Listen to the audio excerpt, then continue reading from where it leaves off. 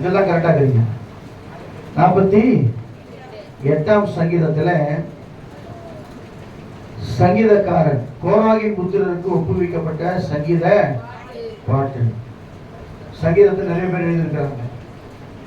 கோராகின் புத்திரர் எழுதியிருக்கிறாங்க, அப்புறம் தாவீது எழுதியிருக்கிறாரு, அதுக்கப்புறம் மோசேயுடைய ஜெபம் இருக்குது. இப்படி நிறைய பேர் சங்கீதம் எழுதியிருக்கிறாங்க. இந்த சங்கீதத்துல சங்கீதக்காரன் சொல்றாரு, கர்த்தர் பெரியவர், அவர் நமது தேவனுடைய நகரத்திலும் தமது பரிசுத்த பர்வத்திலும் மிகவும் துதிக்கப்படத்தக்கவர். வடதிசையில் உள்ள சீயோன் பர்வதம் வடிப்பமான ஸ்தானமும் சர்வ பூமியின் மகிழ்ச்சியுமாய் இருக்கிறது. மகாராஜாவின் நகரம். ஸ்தோத்திரம். சீயோன் எங்க இருக்குது? வடதிசையில் உள்ள சீயோன் பர்வதம் வடிப்பமான ஸ்தானமும் சர்வ பூமியின் மகிழ்ச்சியுமாய் இருக்கிறது. கர்த்தருக்கு ஸ்தோத்திரம். அப்படியே சொல்லிக் கொண்டு வரும்பொழுது அவர் சொல்றாரு, 9ஆம் வசனத்தை வாசிக்கும் போது, தேவனே உமது ஆலயத்தின் நடுவிலே உமது கிருபையை சிந்தித்துக் கொண்டிருக்கிறோம். உண்மையிலே நாம் நிற்பதும் நிர்மூலமாக இருப்பதும் அந்த கிருபை தான். காலையில கூட நான் ஜெபித்துக் கொண்டிருக்கும் போது பயங்கரமான சில காரியங்கள் எல்லாம் எனக்குள்ள வந்து போனது. ஒரு பக்கத்துல ஆண்டவர் இதை தெரிவிக்கிறார், நல்லா தெரியுது. இன்னொரு பக்கத்துல பிசாசு சில நம்ம என்ன செய்யறோம், சோதித்து பார்க்கிறோம். நீங்க இப்படி எடுத்துக்கிட்டு தெரியல, நல்லா நீங்க தேவ சமூகத்துல ஜெபிக்கிற தேவ பிள்ளையாக இருந்தா கர்த்தர் எல்லாவற்றையும் உங்களுக்கு வெளிப்படுத்துகிறவராக இருக்கிறார். இல்லையா சொல்லுவோமா? இது வழக்கம் போல ஞாயிற்றுக்கிழமை சபைக்கு வருது, அதுக்கப்புறம் நீங்க ஜெபம் பண்றது இல்லை, பைபிள் வாசிக்கிறதுல எதுவுமே பண்றது இல்லை அப்படின்னு சொன்னா உங்களுக்கு சில ஆண்டவர் சொன்ன ரகசியங்கள் தெரியாது. தமது சித்தமானவர்களுக்கு கர்த்தர் வெளிப்படுத்துகிறவராக இருக்கிறார். அப்படி வெளிப்படுத்தும் போது நமக்கு ரொம்ப பயமாயி போச்சு. எனக்கு கிட்டத்தட்ட ஒரு 2:30 மணி இருக்கும். நான் உட்காந்து ஜெபிக்க ஆரம்பிச்சேன். அதுக்கப்புறம் 5 மணி வரைக்கும் உட்காந்து ஜெபம் பண்ணிட்டு அதுக்கப்புறம் எழுந்தேன். எதுக்கு சொல்ல வரேன்னா, கடைசி நாட்களிலே நாம் எந்த அளவுக்கு ஜெபிக்கிறோமோ கர்த்தர் அந்த அளவுக்கு நமக்கு உதவி செய்கிறவராக இருக்கிறார். இல்லையா சொல்லுவோமா? அதுக்கப்புறம் இந்த கடைசி வசனம் சொல்லுகிறது, இந்த தேவன் என்றென்றைக்கும் உள்ள சதா காலங்களிலும் நம்முடைய தேவன் மரண பரியந்த நம்மை நடத்துவார். அல்லேலூயா சொல்லுவோமா? கர்த்தர் உங்களை கரம் பிடிச்சிருக்கிறார். நல்லா கவனிங்க கண்பானவர்களே. கரம் பிடித்த கர்த்தர் கணவன் மனைவி கூட கரம் பிடிக்கிறாங்க. ஆனா எல்லாருமே என்ன செய்யறாங்க, கடைசி வரைக்கும் வர முடியாது. ஆனா வேதம் சொல்லுகிறது, இந்த சங்கீதக்காரர் ரொம்ப அழகா சொல்றார். 3 காரியத்தை சொல்றார். இந்த தேவன் அவர் யாரு? இந்த தேவன் என்றென்றைக்கும் உள்ள சதா காலங்களிலும் நம்முடைய தேவன். அந்த உரிமை நமக்குள்ள இருக்கணுமா?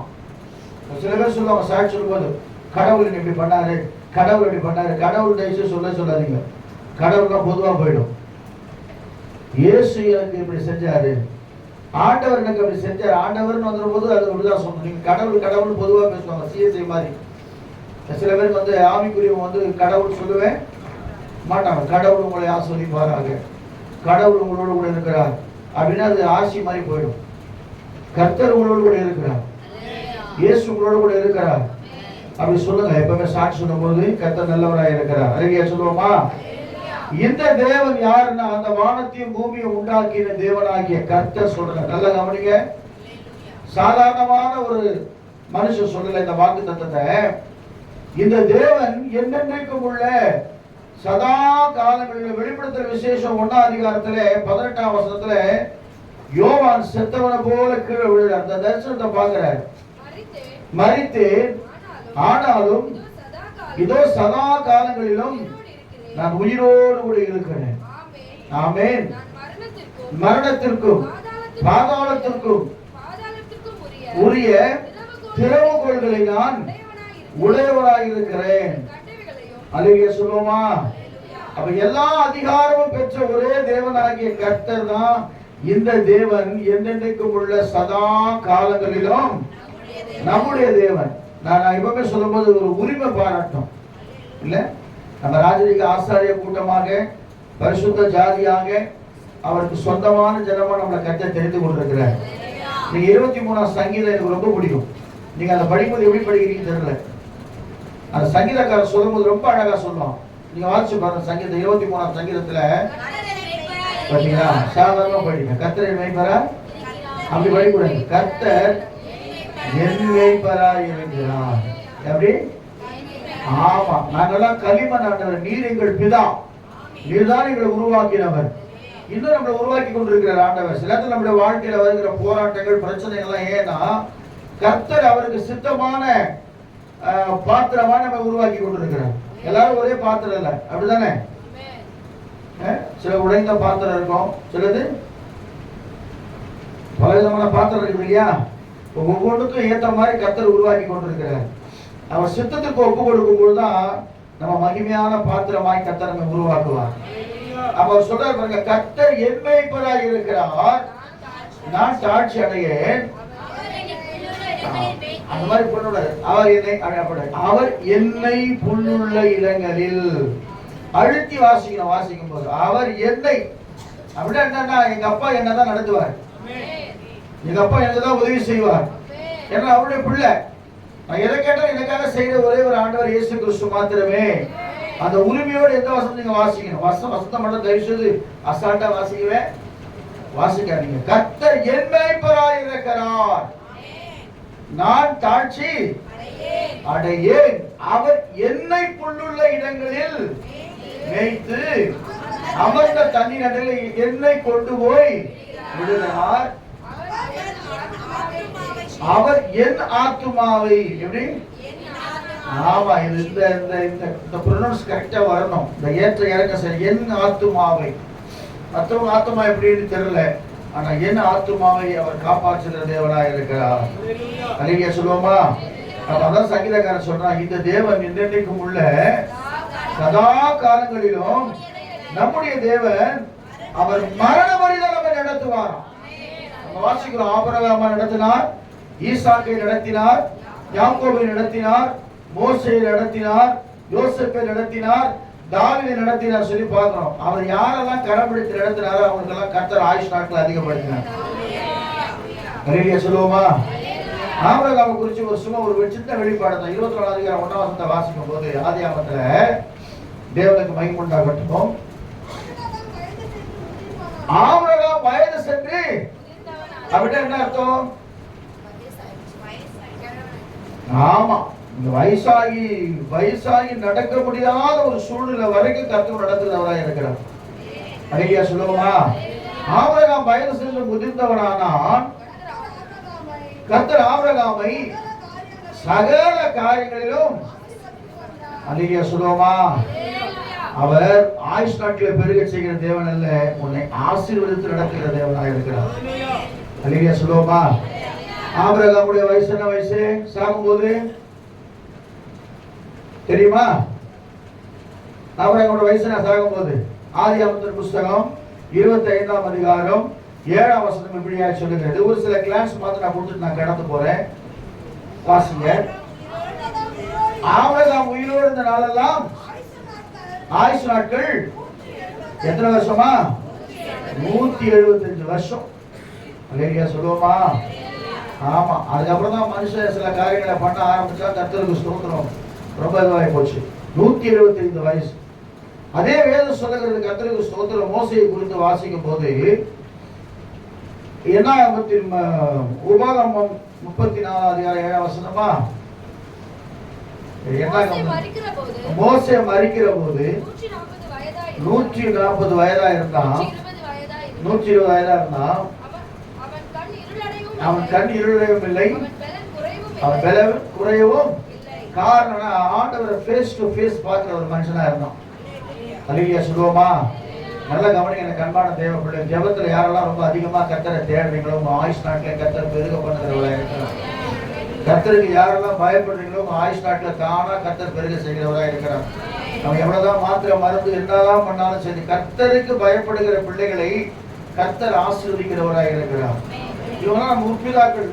டக்குனு நான் ஈசாக்கு குறிச்சு பார்த்தேன். ஈசாக்கு 26 ஆதியாகமம் 26 அதிகாரம் 1ஆம் வசனத்தை வாசிக்கும் போது விதை விதைக்கிறாரு.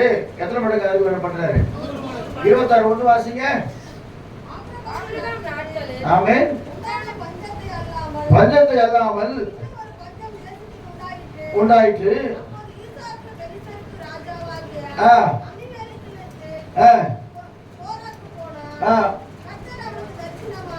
பன்னெண்டாம் வசனம் வாசிமா. ஈசாக்கு தேசத்தில் விதை விதைத்தான், கர்த்தர் அவனை ஆசீர்வதித்தனாலே 100 மடங்கு பலன் அடைந்தான். அறிக்கையா சொல்லுவோமா? அவனுக்கு கர்த்தர் ஆயுஷ் நாட்களை பெருக செய்தான். யாக்கோபை குறித்து வேதம் சொல்லுகிறது. நல்ல கவனிங்க. கர்த்தருக்கு ஸ்தோத்திரம். யாக்கோபை ஆண்டவர் ஆசீர்வதிக்கிறார். இப்படி ஒவ்வொரு பரிசுத்தவான்களையும் கர்த்தர் நடத்துறார். நான் யோசனை பண்ணி பார்த்தேன். அப்போ ஆபிரகாம், ஈசாக்கு, யாக்கோபு, அப்புறம் யாரு, மோசேயே, தாவீதை நடத்தின ஆண்டவர் நம்ம நடத்த மாட்டாங்க. நிச்சயமா நடத்துவார். நேற்றுக்கு ஒரு முன்னாள் பாஸ்டர் கூட எழுதி கொடுத்தாரு. எங்க தகப்பனுக்கு இப்ப எத்தனை வயசு? 101 வயசு ஆகுதுன்னு சொல்லி அவர் நல்லா ஜம்முன்னு வேஸ்ட் செட்லாம் போட்டு போஸ்ட் கொடுத்துருக்காரு. எத்தனை வயசு? 101 வயசு. கர்த்தருக்கு ஸ்தோத்திரம். உங்களோட ஆயுஷ் நாட்களை நிச்சயமா சொல்றேன், கர்த்தர் பெருக செய்வது மாத்திரமல்ல, உங்களை ஆசீர்வாதமாய் கர்த்தர் நடத்த போறார். என வேதம் சொல்லுகிறது, இந்த தேவன் என்றென்றைக்கும் உள்ள சதா காலங்களிலும் நம்முடைய தேவன். சொல்லுங்க, எந்த சூழ்நிலை வந்தாலும் ஆண்டவர் என் கூடவே இருந்து என்னை நடத்துகிறவராக இருக்கிறார். இது பல சிந்தனையோட வந்திருக்கிறோம். ஐயோ, என் பிள்ளைகளுக்கு நான் திருமண காரியத்தை நடத்தணுவேன், இல்ல என்னுடைய கடன் பிரச்சனை நான் எப்படி நடத்த போறது தெரியலையே, இந்த குடும்பத்தை நான் எப்படி நடத்த போறது தெரியலையே, சரி பல சூழ்நிலை நிமித்தம் வந்திருக்கலாம். இந்த வசனத்தை சொல்லுங்க, இந்த தேவன் என்னென்னைக்கும் உள்ள சதா காலம் நம்முடைய தேவன், அவர் மரண பரியந்தம் நம்மை நடத்துவார். என வேதம் சொல்லுகிறது. கர்த்தருக்கு ஸ்தோத்திரம். யாக்கோபு குறித்து வேதத்துல வாசிக்கிறோம். உபாகமத்தின் புஸ்தகம் 32ஆம் அதிகாரம் 9-10 வாசிக்கும் போது கர்த்தர் தான் உங்களை நடத்த போறார். கர்த்தர் ஒருவரே அவனை வழி நடத்தினார். இது பைபிள். அறிவியா சொல்லுவோமா? வாசிங்க, வசந்த வாசிங்க, சீக்கிரம் வாசிங்க. கர்த்தருடைய ஜனமே அவருடைய பங்கு, யாக்கோபுடைய சுதந்திர வீதம். நல்லா கவனிங்க. நான் கண்பான தேவ பிள்ளை, நம்ம ஆண்டவர் எப்படி கண்டுபிடிச்சாரா? எல்லாரும் எப்படி இருந்தோம் நம்ம ஒரு காலத்துல? நான் நீங்க எப்படி தெரியல, நான் ரொம்ப மோசமா இருந்தேன். அழகியா சொல்லுவோமா? ஏன்னா உங்களை சொன்னா நீங்க கோச்சுப்பீங்க. நான் ரொம்ப மோசமா இருந்தேன். உலகத்திலே ரொம்ப என்னது மன்னிக்க கூடாத பாவினா நான் தான். அழகியா அப்படி சொன்னதை உங்க சந்தோஷம். அதனால நீங்கெல்லாம் வந்து அப்படியே ஸ்ட்ரெயிட்டா கர்த்தர் என்ன செஞ்சாரு, கூட்டு வந்துட்டாரு. அவன் சொல்றான் பாருங்க அந்த ஸ்டேட்மெண்ட், பாழான நிலத்திலும் ஊழையிடுகிற வெறுமையான அவாந்திர வழியிலும் அவர் அவனை கண்டுபிடித்தார். அலையா சொல்லுவோமா? சொன்னாங்க இல்லையா, கர்த்தர் எங்களை கொண்டு போனாரு, பயன்படுத்தினாரு. நல்லா கவனிங்க, கர்த்தர் உங்களை கண்டுபிடிச்சிருக்கிறார். எல்லாரும் சபைக்கு போக முடியாது, எல்லாரும் கர்த்தரை ஆராதிக்க முடியாது, எல்லாரும் கர்த்தரை ஏற்றுக்கொள்ள முடியாது, கர்த்தர் யாரும் எல்லாரும் விசுவாசிக்க முடியாது. ஆனா உன்னை என்னை கர்த்தர் தேவ சமூகத்துல கொண்டு வந்திருக்கிறார் சொன்னா கர்த்தர் உன்னை கண்டுபிடித்திருக்கிறார். இன்னொரு சங்கீதத்தில் சொல்லப்பட்டிருக்குது, என் தாசனாகிய தாவீதை நான் கண்டுபிடித்தேன். அப்ப ஆண்டவர் நம்மள கண்டுபிடிச்சிருக்கிறார். நீங்க நினைச்சுக்கலாம், ஏதோ பாஸ்டர் கூப்பிட்டார், வந்தோம், நாங்க ஞானஸ்தானம் எடுத்துட்டோம், இது அப்படி நெவர் நெவர் நெவர். கர்த்தரே உங்களை கண்டுபிடித்திருக்கிறார். யாக்கோபை கண்டுபிடிச்ச ஆண்டவர் சொல்றாரு, வாசிங்க. அவனை நடத்தினார், அவனை உணர்த்தினார், அவனை தன் கண்மணியை போல காத்தருளினார். நல்ல கவனிங்க, எப்படி நடத்தினார் தெரியுமா? சில நேரத்துல எல்லாருமே ஆசீர்வாதமா நடத்த மாட்டார் ஆண்டவர். அல்லேலூயா சொல்லுவோமா? சில நேரத்தில் நமக்கு ஜெபிக்கும் போது உடனே அற்புதம் என்ன செய்யணும், நடந்தணும். ஆனா இங்கே சொல்லப்பட்டிருக்கிறது, கழுகு தன் கூட்டை என்ன செய்யுமா, கலைக்குமா. நல்லா கவனிங்க, நல்லா மெத்து மெத்து மெத்து மெத்துன்னு அழகா அந்த கழுகு வந்து 2-3 லேயர் வரும். நீங்க அந்த கூட்டை நீங்க போய் பார்த்தீங்கன்னா தெரியும், முள்ளா இருக்கும், அதுக்கு மேல நல்லா வைக்கோல் போட்டிருக்கும். அந்த குஞ்சுகளுக்கு சொகுசா இருக்கும். எப்படி அப்பா நம்ம காய் நம்ம என்ன செய்யுது, மெத்து மெத்து மெத்துன்னு அழகா போட்டு நம்மளை வளர்த்து கொண்டு இருக்கிறாங்கன்னு சொல்லி, திடீரென்று அந்த கழுகு இந்த குஞ்சுகள் பெருசாகும் போது என்ன பண்ணுவோம், கூட்டை கலைச்சிடுவோம். எப்படி கூட்டை? நம்முடைய வாழ்க்கையில சில நேரத்தில் அப்படிதான் சில போராட்டங்கள் வரும்போது எல்லாம் கலைந்து போனது போல இருக்கும் நமக்கு. ஏன்னா திடீர்னு ஆண்டவர் நம்பி இருந்தோம், ஏன் நம்முடைய வாழ்க்கையில் இப்படிப்பட்ட போராட்டம் வந்துச்சு, ஏன் இப்படிப்பட்ட காரியம்? ஏன்னா ஆண்டவர் உன்னை நடத்துவதற்காக சில வேலைகள்ல அந்த மாதிரி சூழ்நிலை கர்த்தர் உண்டாக்குவார். அல்லேலூயா சொல்லுவோமா? உன் விசுவாசம் சோதிக்கப்படும்படிக்கு கர்த்தர் சில இடத்துல. ஆனா நான் திரும்ப சொல்றேன், உன்னை வழி நடத்துகிற தேவன் உன்னோடு கூட இருக்கிறார். நீ கவலைப்படாதீங்க. இந்த வாழ்க்கையில் இப்படிப்பட்ட போராட்டம் வந்து கொண்டே இருக்குது. இது எப்பதான் விடுதலை ஆகும் தெரியல, இந்த போராட்டம் எப்பதான் நிக்கணும் தெரியல அப்படின்னு சொல்லி ஒரு வேலை கலங்கி கொண்டு இருக்கலாம். நான் அநேக நேரத்தில் அதான் சொல்லுவேன், நீ விசுவாசிக்கும் போது தேவனை உன் நடத்து நல்லா தெரியும். பாருங்க அழகா சொல்றாரு பாருங்க ஆண்டவர், கர்த்தருடைய நாமம் மகிமைப்படுவதாக. கழுகு தன் கூட்டை கலைத்து குஞ்சுகள் மேல் அசைவாடி தன் சட்டைகளை விரித்து அவைகளை எடுத்து போகிறது போல கர்த்தர் ஒருவரே அவனை வழி நடத்தினார். அந்த முதுகு மேல ஏத்திக்கிட்டு என்ன செய்யுமா, ஹைட்ல போயிடுமா. அப்ப நம்ம எப்படி இருக்கோம்? குஞ்சுகளுக்கு பயமா இருக்கும், ஒரு பக்கம் ஜாலியா இருக்கும். அழகா நம்ம மேல உட்காந்துட்டு மேல போய் கொண்டிருக்கோம். டக்குன்னு கழுகுனாவும் திரும்பிடும். நம்ம கீழே என்ன வரும், விழ ஆரம்பிக்கும். விழ ஆரம்பிக்கும் போது வேற நீங்க கூட பாருங்க, நீச்சல் கத்துக்கிறவங்களும் அப்படிதான் புடிச்சு தள்ளி விட்டுருவாங்க. முதல்ல தள்ளி பிடிச்சி அப்படி இப்படி இப்படி இப்படி அடிச்சு கிடிச்சு அப்படி பார்ப்பாங்க, கூடவே இருப்பாங்க அதை கற்றுக் கொடுக்குறவங்க. அதுக்கப்புறம் தான் டியூப் எல்லாம் போடுவாங்க. அந்த மாதிரி சில நேரங்களில் கர்த்தர் என்ன செய்யறாரு, அனுமதிக்கிறார் நம்மளுடைய வாழ்க்கையில. ஏன்னா அப்பதான் நம்ம அந்த தேவ சமுத்திர கழுகு குறிச்சு ஒரு காரியம் இருக்குது. கழுகு சொன்னா நிறைய சொல்லலாம், கழுகுக்கு உள்ள குணாதிசயங்கள். கழுகு என்ன தெரியுமா, வயசாயிட்ட பிறகு என்ன பண்ணுவான் தெரியுமா, கழுகு நல்ல உயர்ந்த ஒரு மலையில போய் உட்கார்ந்து தன் ரெக்கைய எல்லாத்தையும் பிச்சிடுமா. பிச்சுட்டு அந்த பழைய அழகு இருக்கு இல்லையா, அந்த அழகையும் உடைச்சுக்குமா. உடைச்சி முழு மொட்டையாயிட்டு அந்த அதை அமைதியா அப்படியே கிட்டத்தட்ட ஒரு 40-50 நாட்கள் பசியும் பட்டியமா உட்கார்ந்து கொண்டே இருக்குமா. அந்த கொஞ்சம் கொஞ்சமா அந்த ரெக்கெல்லாம் துளிர்க்க ஆரம்பிக்கும். புதிதான ரெக்கை துளிர்க்க ஆரம்பிக்கும். இல்லையா சொல்லுவோமா? வசனம் இருக்குதா இல்லையா? ஏசாயாவுல என்ன வசனம்?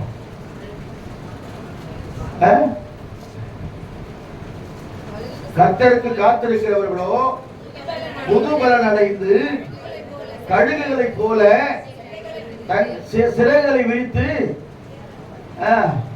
நானே சொல்றா, ஏசாயா புத்தகத்துல வாசிங்க. கர்த்தருக்கு காத்திருக்கிறவர்கள் புது பலன் அடைந்து கழுகுகளை போல சட்டைகளை அடித்து எழும்புவார்கள். அவர்கள் ஓடினாலும் இளைப்படையார்கள், நடந்தாலும் சோர்வடையார்கள். அல்லேலூயா சொல்லுவோமா? 103 சங்கீதம் சொல்லுகிறது. 1-2 வாசிக்கும் போது வேகமா வாசிங்க. என் ஆத்துமாவே கர்த்தரை ஸ்தோத்திரி, என் முழு உள்ளமே அவருடைய பரிசுத்த நாமத்தை ஸ்தோத்திரி. அவர் செய்த சகல உபகாரங்களையும் மறவாதே. அக்கிரமங்களை எல்லாம் மன்னித்து உன் நோய்களை எல்லாம் குணமாக்கி உன் பிராணனை அழிவுக்கு விலைக்கு மீட்டு கிருபையினாலும் இரக்கத்தினாலும் முடிசூட்டி நன்மையினால் உன் வாயை திருப்தியாக்குகிறார். கழுகுக்கு சமானமாய் உன் வயது திரும்ப. நான் விசுவாசிக்கிறேன், ஒருவேளை பெலனை இழந்து போயிருக்கலாம். தேவ சமூகத்தை கர்த்தருக்கு காத்திரு. ஒரு புது பெலன் மேல வரப்போகுது, ஒரு புதிய அபிஷேகம் மேல வரப்போகுது, ஒரு புதிய வல்லமை மேல வரப்போகுது, ஒரு புதிய கிருபையை கர்த்தருக்கு தரப்போறார்.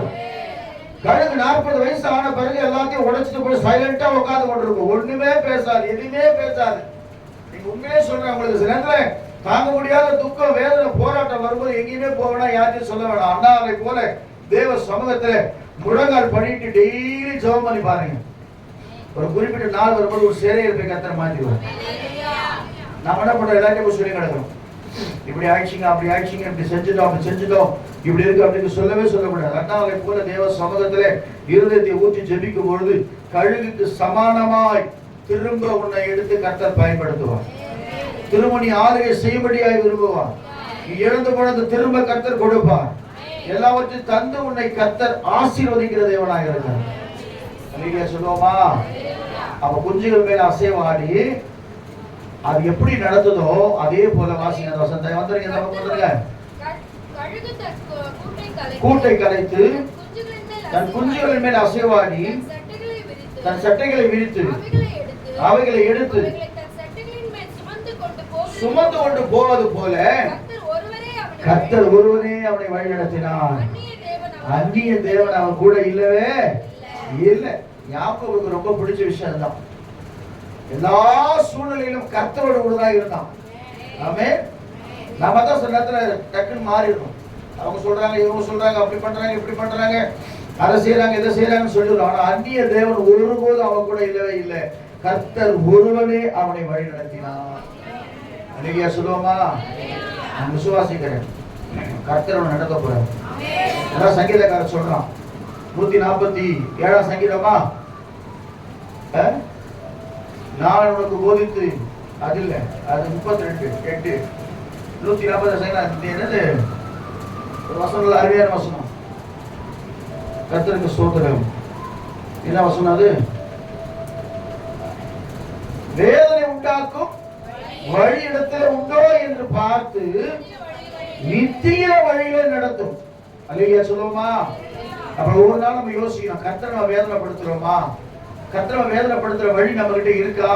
அப்படி சொல்லி யோசனை பண்ணி நீ நடக்கும் போது உண்மையாய் சொல்றாங்க, உன்னை மேன்மையாய் கர்த்தர் நடத்த போறேன்.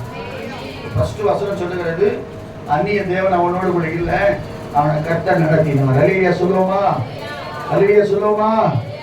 ஆமா. எந்த பக்கம் போனாலும் உடனிருந்து இதுதான் வழி என்று பேசுவார்.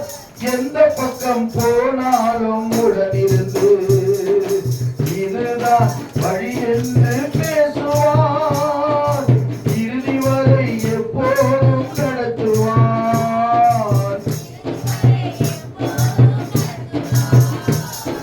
இயேசு நாமம் வாழ்க என்று வாழ்த்துவோம். இயேசு நாமம் வாழ்க என்று கரம் பிடித்து வழி நடத்தும் கர்த்தரை கருத்தோடு துதி பாடி போற்றுவோம். சத்தமா இந்த மாசம் நடக்க போறாரு பாருங்க, அற்புதம் நடக்க போகுது.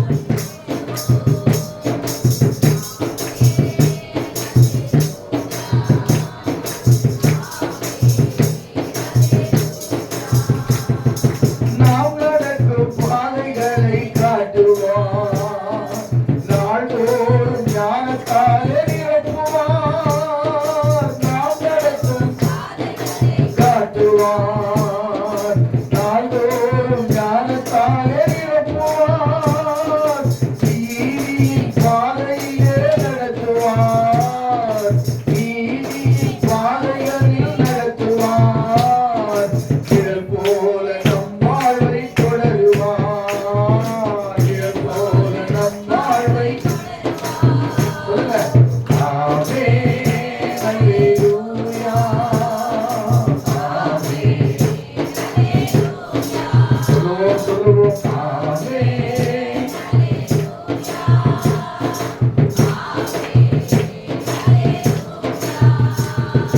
பசுமையான மேய்ச்சலுள்ள இடங்களிலே இளைப்பாற செய்கின்றார் இயேசு.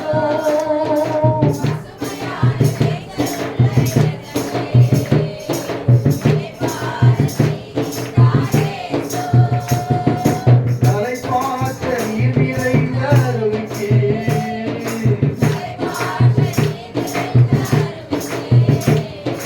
கர்த்தர் என்னை அழைத்து செல்கிறார். ஆமென். அல்லேலூயா. அப்போ இந்த மாசம் பசுமையான மேய்ச்சலுக்கு கொண்டு போறேன். எத்தனை பேர் விசுவாசிக்கிறீங்க? கர்த்தர் ஒருவரே உன்னை நடத்த போறேன். எதை குறித்து கவலைப்பட வேணாம். சொல்லிட்டேன், மரண விருந்து வேண்டி நடத்துவார். நான் இந்த உலகத்துல வாழ்கிற வரைக்கும் கர்த்தரை நடத்துவார். இரண்டாவதாக ஒரு வசனம் சொல்லுகிறது. ஏசாயா 58:11 வசனத்தை வாசிங்க, சீக்கிரம் வாசிங்க. ஏசாயா 58:11 வாசிக்கும் போது, கர்த்தர் நித்தமும் உன்னை நடத்தி மகா வறட்சியான காலத்திலும் உன் ஆத்துமாவை திருப்தியாக்கி உன் எலும்புகளை நிலமுள்ளதாக்குவார். நீர்ப்பாய்ச்சலான தோட்டத்தை போலவும் வற்றாத நீரூற்றை போலவும் இருப்பாய். நித்தமும் உன்னை நடத்துவார். முதல்ல வழி நடத்துவாரு. இரண்டாவது நித்தமும் எப்பவே அவன் தான் என்ன நடத்துறான்னு சொல்லி பாருங்களேன். நீங்களா நடக்கூடாது, தனியா அவரோடு கூட நடக்கணும். அல்லேலூயா சொல்லுவோமா? பாருங்க, அந்த ஏசாயா 58 அதிகாரத்துல 11ஆம் வசனத்துல நித்தமும் என்னை நடத்தி மகா வறட்சியான காலத்திலும் என் ஆத்துமாவை திருப்தியாக்கி. நான் யோசனை பண்ணி பார்த்தேன், இந்த வசனம் யாருக்கு பொருந்ததுன்னு சொன்னா, மகா வறட்சியான காலம். அவர்தான் சொன்னார், தேசத்துல 6 மாசம் மழை பெய்யா சொல்லுது.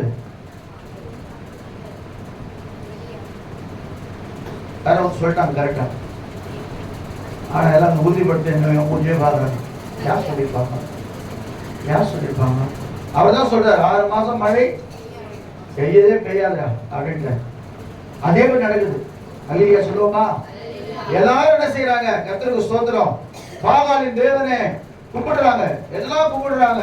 அவர் வராரு, வாய்க்கால வெட்டுறாங்க, தண்ணி ஊத்துறாரு, தண்ணி ஊத்துறாங்க, விறகுகளை அடுக்குறாங்க, விறகு மேல தண்ணி ஊத்துறாங்க, இன்னும் ஈரப்படுத்துறாங்க, இன்னும் ஈரப்படுத்து சொல்லி எல்லாத்தையும் பண்ணிட்டு கடைசியில ஒரே ஒரு வார்த்தை சொல்றார், நான் உன்னுடைய ஊழியக்காரன் என்று விளங்க பண்ணோம். சொல்லி முடிக்கல, அக்கினி இறங்கிடுச்சு. யார் அது? இதெல்லாம் வரையும் கொஞ்சம் அல்லேலூயா சொல்லுவோமா? இப்பதான் கிட்ட ரொம்ப அப்படி குழு கொடுப்பாங்க. ஏ பி சி, இதுவா இதுவா இதுவா. நல்லா நல்லா வாசிக்கணும். பைபிளை வாசிக்கும் போது நீங்க சொல்லும் போது யார்? எலியாவின் தேவன் தான் வைராக்கியமா இருந்தார். பாட்டு பாடுறோம், எலியாவின் தேவனே. இறங்க போறேன் கொஞ்ச நேரத்துக்கு அப்புறம். அல்லேலூயா சொல்லுவோமா? அந்த எலியாவின் தேவனை குறித்து வேதம் சொல்லுகிறது. பாருங்க எவ்வளவு ஒரு கரிசனை உள்ள தேவன். இவன் தான் சொல்லிட்டான், என்ன சொல்லிட்டான்? 6 மாசம் மழை வராது சொல்லிட்டார். நம்மை போல பாடுற மனுஷன் தான். ஆனா கர்த்தர் அவனுடைய வார்த்தையை கர்த்தருக்கு என்ன பண்ணினார்? நினைக்க, நான் பாடுற மனுஷனா இருக்கிறேன், நான் படிக்காதவளா இருக்கிறேன், நான் ஏழையா இருக்கிறேன், நான் ரொம்ப கஷ்டப்படுறா இருக்கிறேன், நான் எல்லாராலும் வெறுக்கப்பட்டு இருக்கிறேன். நீங்க நினைக்காத, உன்னதான் ஆண்டவர் அதிகமா நேசிக்கிறவளாக இருக்கிறா. அல்லேலூயா சொல்லுவோமா? ஆமா, கர்த்தருக்கு ஸ்தோத்திரம். யாரெல்லாம் உதறி தள்ளப்பட்டவளா நினைச்சு கொண்டிருக்கிறோம், உங்களை தான் தூக்கி கர்த்தர் கழுவி பரிசுத்தவனாய் மாற்றி பயன்படுத்த போறார். இந்த 1 ராஜாக்கள் புஸ்தகத்துல 17ஆம் அதிகாரத்துல 5, 6, 7 வாசிக்கும் போது வேகம் வேறும். வார்த்தையின்படியே கேரி தாற்றண்டையில போய் என்ன செய்யறாரு? தங்கி இருந்தா. கவனிங்க, யாருக்கு கொடுக்குறது? காகங்கள் அவனுக்கு விடியற் காலத்தில். அவ்வளவு காலையில அப்பமும் இறைச்சி எப்படி கிடைச்சிருக்கும் பாருங்களேன். விடியற் காலத்தில் அப்பமும் இறைச்சியும், சாயங்காலத்தில் கொண்டு வந்து குடித்தான்.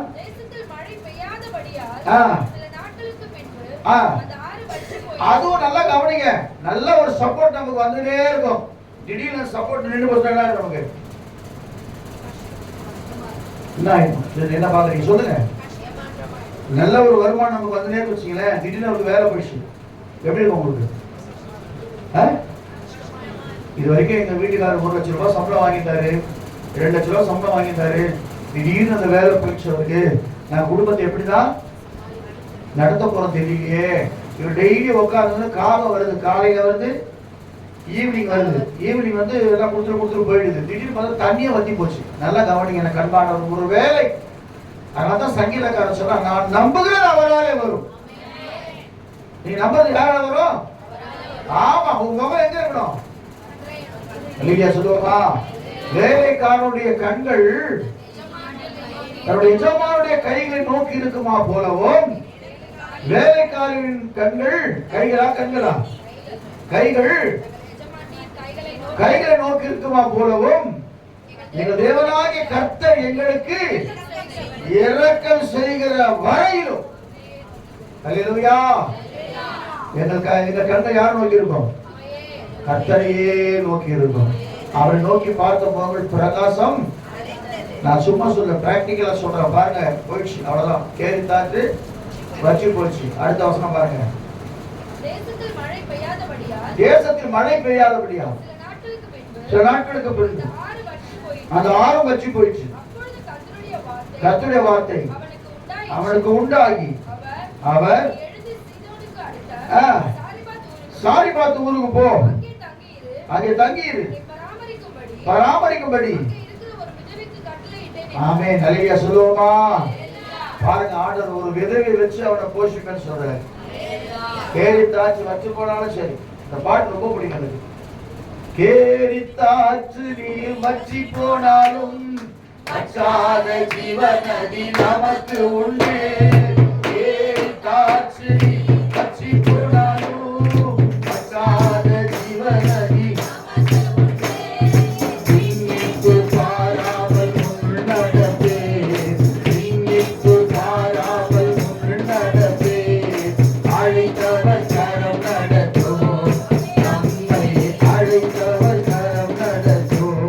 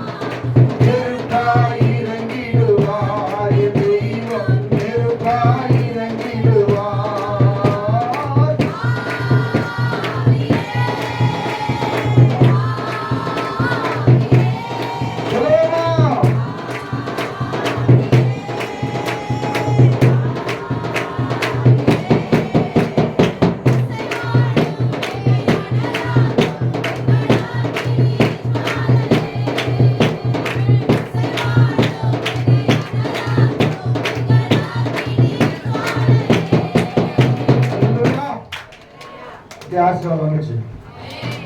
ஹல்லேலூயா. என்னோட ஆசீர்வாதம் வந்து சொல்றாங்க. போகும்போது இடிப்போட போகிறீங்க. நம்ம கர்த்தர் பாருங்க, முதல்ல என்ன செய்யலாம்? வழி நடத்துவார். இரண்டாவது நித்தமும் நடத்துவார். மூணாவதாக ஒரு காரியம். யோவேல் 2:24 22 வாசிக்கிறேன். ஸ்தோத்திரம். யோவேல் தீர்க்கதரிசன புஸ்தகம் 2ஆம் அதிகாரம் 22, 23, 24 தேசமே பயப்படாதே, மகிழ்ந்து களி கூறு. சொல்லுங்களேன், இந்த மாசம் கர்த்தர் நடக்க போறாரு. பயப்படாதீங்க, மகிழ்ந்து களி கூறுங்க. கைய புடிங்க, ஜாலியாக்குங்க. அப்படிதான் புடிங்க, கேட்க முடியுங்க. கைய சொல்லுவோமா? சில திடீர்னு எஸ்கேப் ஆயிடுறாங்க. அது என்னன்னே தெரியல. ஒருவேளை பாத்ரூம் போறாங்களா இல்ல பருவம் போயிடறாங்களா தெரியல. இப்ப பார்த்துனே டக்கு பார்த்து ஆளை காணும். அவர் நினைக்கிற அது அதெல்லாம் கவனிக்க. பிரசன்ஸ்ல உள்ள வந்துட்டீங்கன்னு சொன்னா தவிர்க்க முடியாத சூழ்நிலை போய்தான் ஆகணும். ஆனா போயும் போக்கும் வருத்தமா போக்கும் வருத்தமா போக்கும் வருத்தமா யார் இருந்துச்சு? யார் இருந்தது?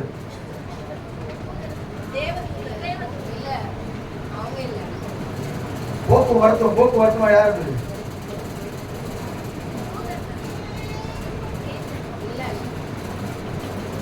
சரி, கர்த்தர் நல்லவர். நேற்று வந்து சொன்னார், எங்க ஒரே போக்குவரத்தமானு சேர்ந்து ஹாஸ்பிட்டல் போய் அட்மிட் ஆகிடும். அது வேற. போக்குவரத்தமா இருந்துச்சு ஆதியாகம புஸ்தகத்துல. அல்லேலூயா சொல்லுவோமா?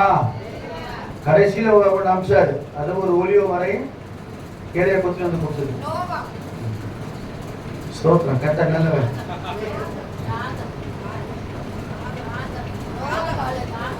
எப்படியோ கர்த்தர் நல்லவர். அப்புறம் பேசிங்க, அதை பத்தி டிஸ்கஸ் பண்ணலாம்.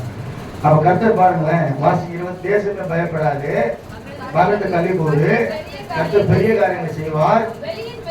வெளியில் மிருகங்களே பயப்படாதீங்கள், வனாந்திரத்திலே உனக்கு மேய்ச்சல் உண்டாகும். அப்படின்னு என்ன தெரியுமா? ஒண்ணுமே இல்லாத இடத்துல வரும்.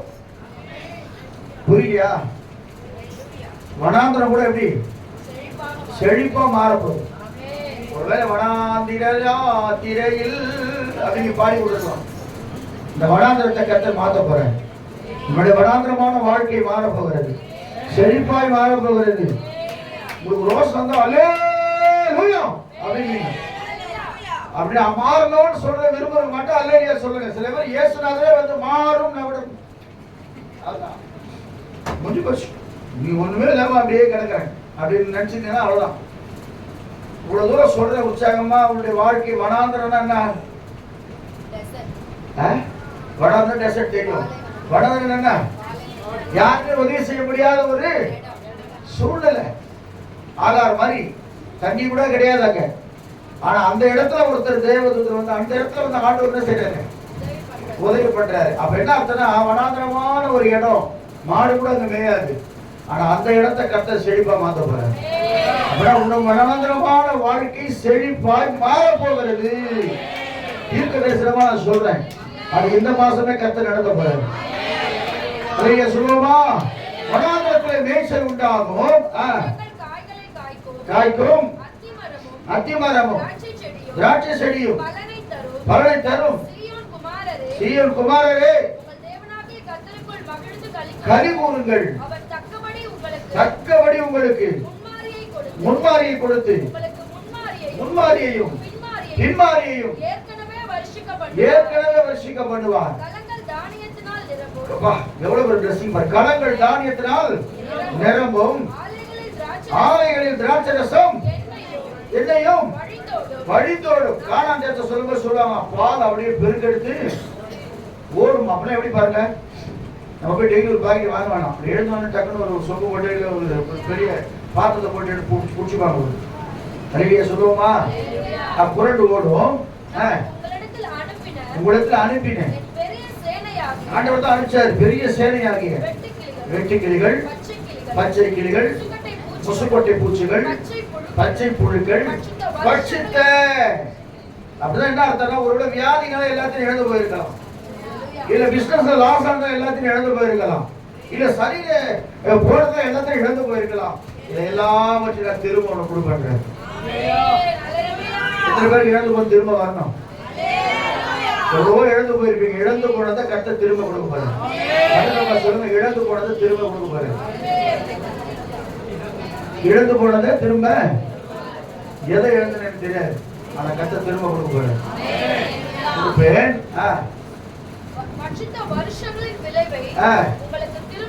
திரும்ப அளிப்பேன்.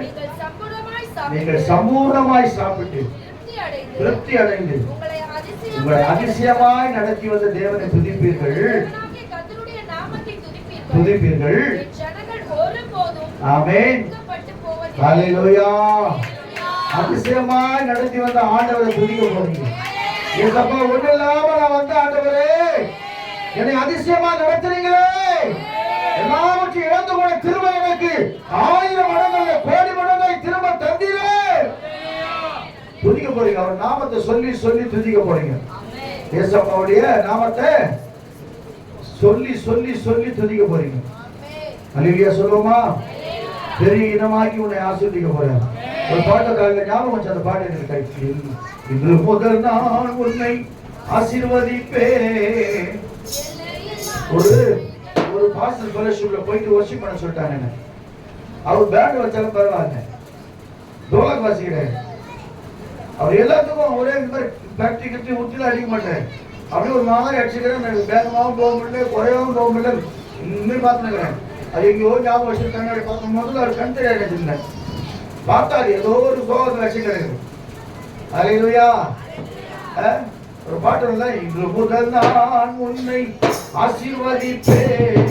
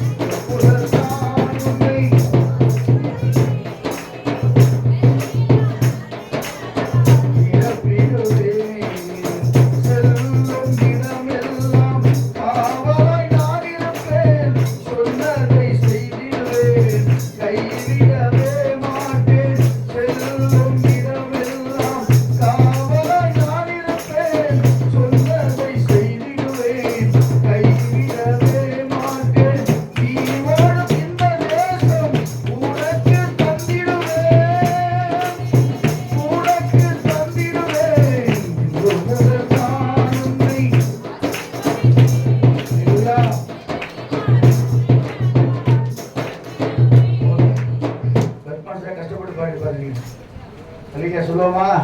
கூட பாடுவீங்க பார்த்தா அடுத்த மாதிரி பாட மாட்டீங்க. நானே தேடி கண்டுபிடிச்சு பாடுறேன்.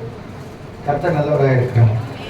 அப்ப என்ன செய்யறாருன்னா, முதல்ல வழி நடத்துவார், 2வது யுத்தம் உன்னை நடத்துவார், 3வது அதிசயமாய் நடத்துவார். இந்த வாரம் உனக்கு ஒரு அதிசயம் நடக்கும். பின்னாடி சத்தம் வரவே முன்னாடி இருந்தா உற்சாகமாக இருக்கணும். அதிசயமாய் நடத்தி வந்த உங்கள் தேவனாகிய கர்த்தருடைய நாமத்தை துதிப்பீர்கள். என் ஜனமோ, அப்படியே வாசிமா 25 வாசிமா, சீக்கிரம் வாசி. அது ஒரு பெரிய பிளஸிங் இருக்கு. முடிச்சது. நடுவில் இருக்கிறவர் என்றும் நானே உங்கள் தேவனாகிய கர்த்தர் என்றும் வேறொரு இல்லை என்றும் அறிந்து கொள்வீர்கள். அல்லேலூயா சொல்லுவோமா? நான் தான் இந்த காரியத்தை செய்தேன் என்று சொல்லி அறிந்து கொள்ள போறீங்க. அடுத்த வசனம், என் ஜனங்கள் ஒருபோதும் வெட்கப்பட்டு போவதில்லை. அதற்கு பின்புதான் என்ன செய்ய போற? மாம்சமான யாவர் மேலும் என் ஆவியை ஊற்றுவேன். இந்த பிளஸிங் எல்லாம் கொடுத்த பிறகு இன்னொரு பிளஸிங் இருக்குது. உன்னதத்தின் பிறனால் தரிப்பிக்கு வரைக்கிற எருசலேமிலே காத்திருங்கள். தேவசமுத்திர காத்திரு. இந்த பிளஸிங் முடிஞ்ச உடனே நான் மாம்சமான யாவர் மேல் என் ஆவியை ஊற்றுவேன். அப்பொழுது உங்கள் குமாரரும் உங்கள் குமாரத்திகளும் தீர்க்க தரிசனம் உரைப்பார்கள். உங்கள் மூப்பர்கள், நம்ம மூப்பர்கள் எல்லாம் சொப்பனம் தான் காண்கிறாங்க. சொப்பனம் காண்பார்கள். உங்கள் வாலிபர்கள் தரிசனம் காண்றீங்களா? என்ன தரிசனம் காண்றீங்க? உங்களுக்கு தனியா கூப்பிட்டு தெரியும். என்ன தரிசனம் காண்றீங்கன்னு தெரியல. உங்களை பார்த்தா தரிசனத்தை தருவதுற மாதிரி தெரியல. அல்லேலூயா. தரிசனத்திலே நடந்து போற மாதிரி இருக்குது. அல்லேலூயா. தரிசனங்களை காண்பார்கள். ஊழியக்காரர் மேலும் ஊழியக்காரிகள் மேலும் அந்நாட்களில் ஆவியை ஊற்றுவேன். வானத்திலும் பூமியிலும் அக்கினி. சைனீஸ் பேர் படிக்கிறீங்க சரியா? புகை காடாகிய புகை ஸ்தம்பங்களாகிய காட்டுவேன். பயங்கரமான ஆமா இந்த பிளஸிங் வரப்போது. தொடர்ந்து பரிசுத்த ஆவி நம்மோடு கூட வரப்போகிறார். பயங்கரமான காட்டை பார்க்க போறோம். இந்த அற்புதம் மாத்திரமல்ல, இந்த அதிசயத்தை மாத்திரமல்ல, இன்னும் அதிசயங்கள் நடக்க போகுது. அதனால இந்த நாளிலே தேவ சமூகத்துல நான் ஒப்பு கொடுப்போம். கர்த்தர் ஒருவரே நடத்த போறேன். நான் எந்த நிலைமையில இருந்தாலும் என்னை வெறுக்காத ஒரு தெய்வம் இருக்குது. அது என் இயேசு மாத்திரமே. அனாதையா நான் இருந்தா கூட என்ன பல பேர் வெறுத்துருவாங்க. ஆனா என் இயேசு வெறுக்க மாட்டாங்க. ஏழையா இருந்தா என்னை யாரும் வெறுத்து உதாசீனப்படுத்துவாங்க. ஆனா என் இயேசு உதாசீனப்படுத்த மாட்டாங்க. நான் பாவியா இருந்தா என்னை யாரும் நேசிக்க மாட்டாங்க. ஆனா என் இயேசு நேசிக்கிறவராக இருக்கிறார். இந்த காரியத்தை கட்ட செய்ய போறதுனால நம்ம எல்லாம் கண்களை முடி தேவ சமூகத்தை ஒப்பு கொடுப்போமா? ஹல்லேலூயா, ஹல்லேலூயா, ஹல்லேலூயா, ஹல்லேலூயா, ஹல்லேலூயா. கொஞ்ச நேரம் ஸ்தோத்திரம் பண்ண பார்க்கலாம். ஆமென், ஆமென், ஆமென், ஆமென், ஹல்லேலூயா. ஸ்தோத்திரம்.